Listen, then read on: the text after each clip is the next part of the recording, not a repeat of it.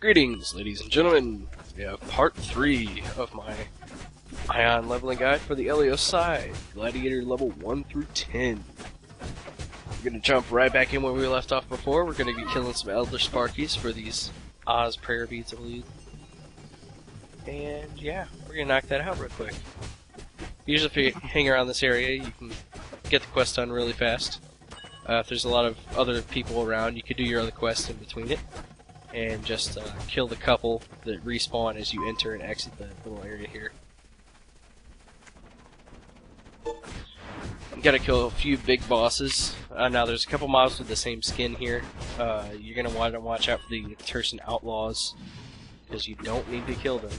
So just keep an eye on that. I think while I go and kill things here, I'm gonna go ahead and explain a few more things about the game in general, just to give an idea. Let's see. As with most MMOs, there's legions in the game, which would be the equivalent to a guild. You can create a guild and have a guild bank. It'll start with 3 rows, I believe 6 rows, or 6 slots across, something of the sort. You get some inventory space, basically. It's the equivalent of your inventory cube without expanding for a guild warehouse. Anyway, as soon as you join a guild, you'll see a magical cloak appear on your character, just almost out of nowhere. It's pretty awesome. There you'll have a, I don't know, it's kind of a standard symbol on it. It's cool looking, but you don't actually get to edit it until you level up the guild itself, which requires multiple people and dropping a little over 1 million kina into it, some of the sort.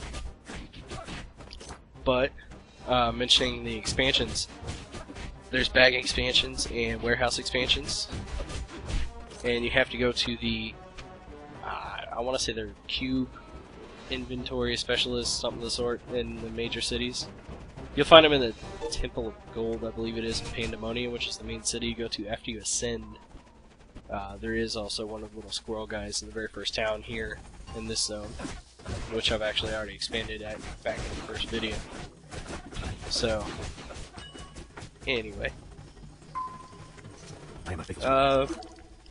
One thing I was excited to see is there is actually an auction house in the game. So there is some money play. I know there's this very specific crowd for MMOs that just like hopping on a game and really controlling the market and making money and things of the sort. You can do that in this game. And the awesome part about it is, let's be honest, there's a really awesome profession system.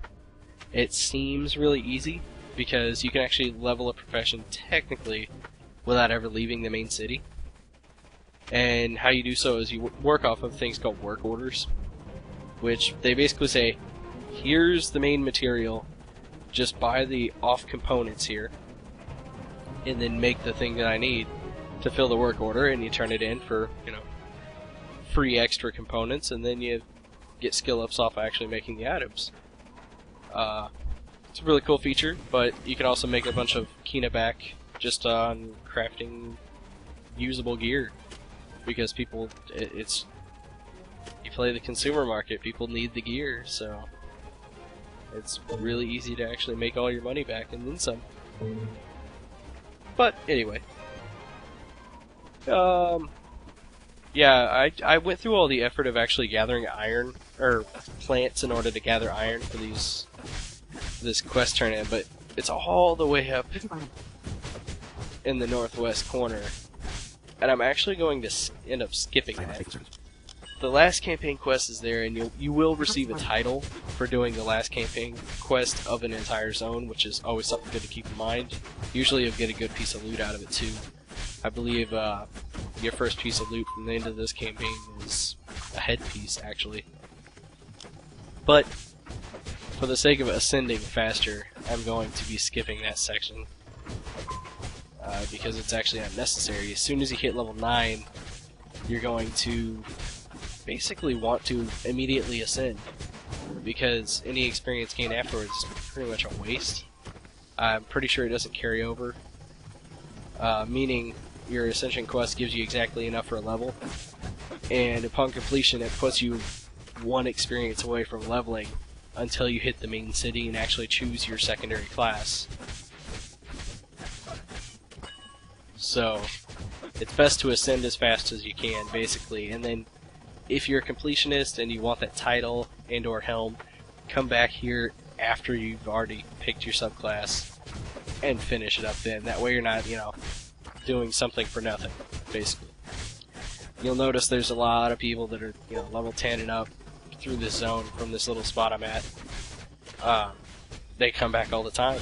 They ascend and they come back, so I am a faithful servant. I'm just under the impression that that's the best choice to do.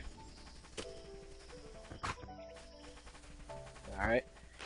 Gonna go back to the cauldron real quick, dump the polluted water. Ayo. One of the cool features about this game is the actual PvP. It's one of the big crutches, like, I would call it a crutch, I don't know what to call it.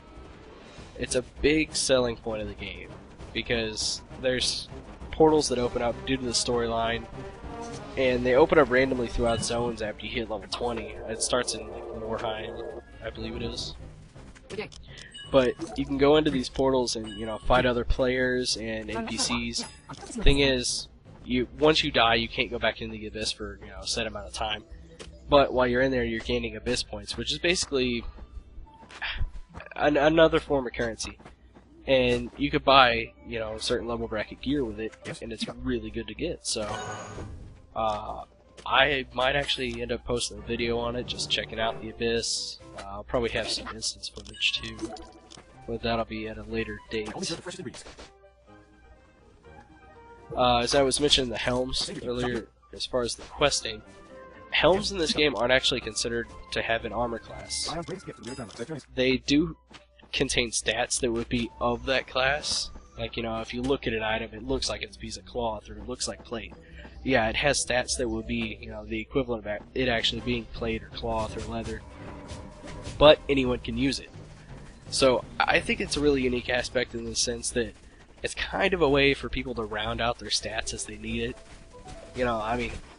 I haven't seen a use for it yet, but there might be a point where a warrior, say, needs more evasion and maybe more magic resist, so he can, throw a leather helmet on, sacrifice a little bit of that defense.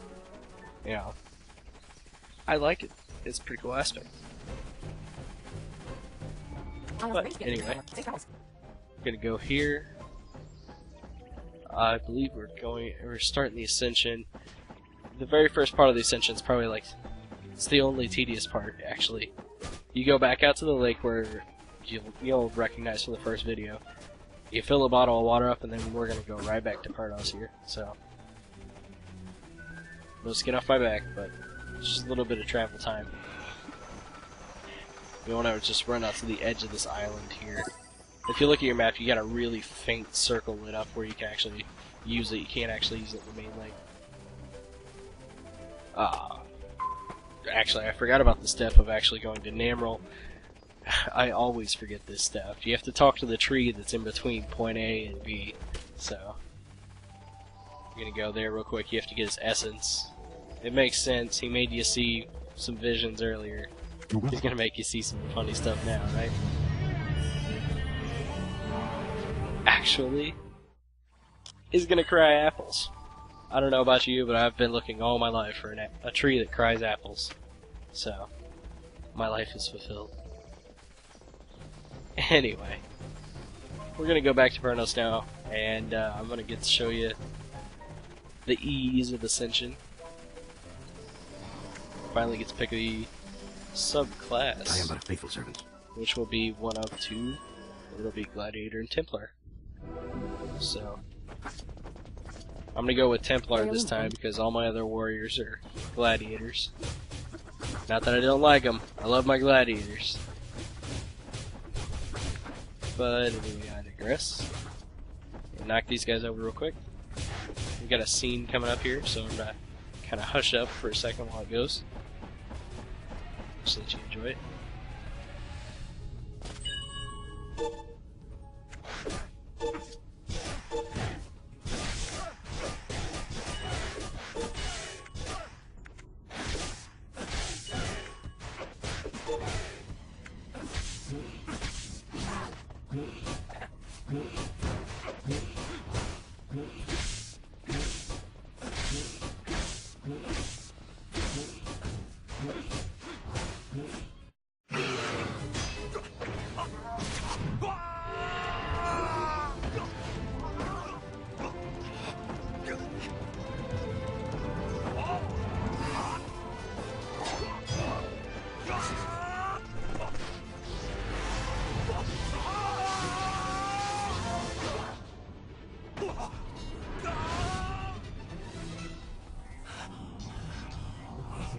Talk about getting owned, right?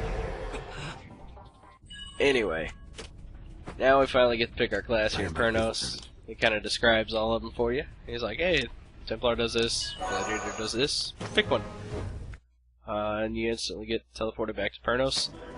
This is another cool feature that they have is it allows you to stay here if you want to, just to finish the quest, but you can come back at any point if you just teleport, so we're going to go straight to the town and finish this ascension here.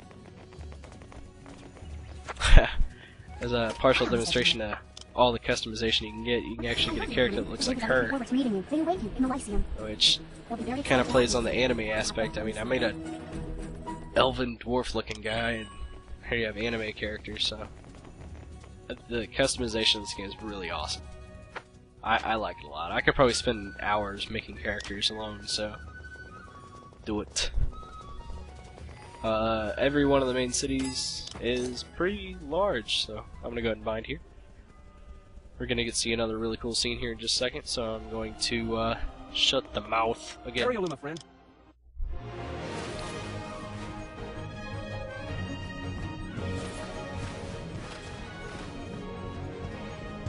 Today you ascend from humble roots.